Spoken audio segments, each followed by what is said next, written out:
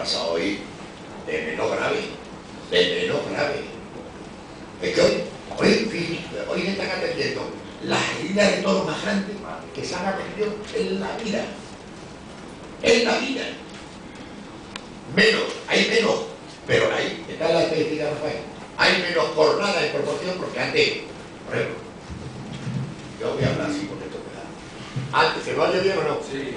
Antes en una feria de Sevilla, cada corrida entraban en la enfermería 10 o 12 por revolcones, por construcciones, por golpes, en alguna jornadita pequeña, vainada, y de vez en cuando entra una grave.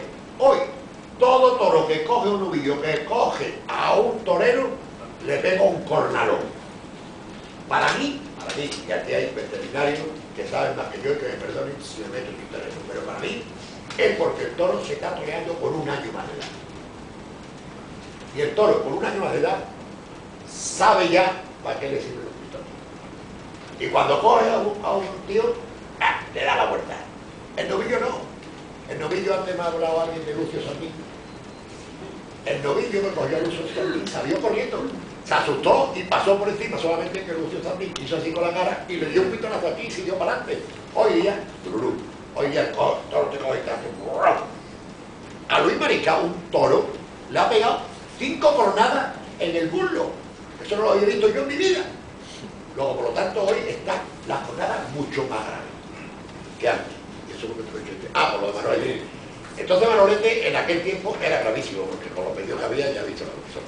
Segundo, hay que dejar trabajar a cada persona en el hábitat que tiene y con lo que tiene.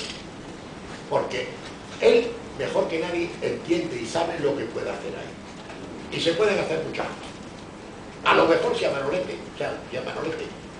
no viene Jiménez de Madrid y espérate, y don Fernando Garrido los coge, a lo mejor no hubiera cortado la pierna, pero Manolete estaría vivo. Pero claro, espérate, y tengo allí esperando. Esa es mi teoría.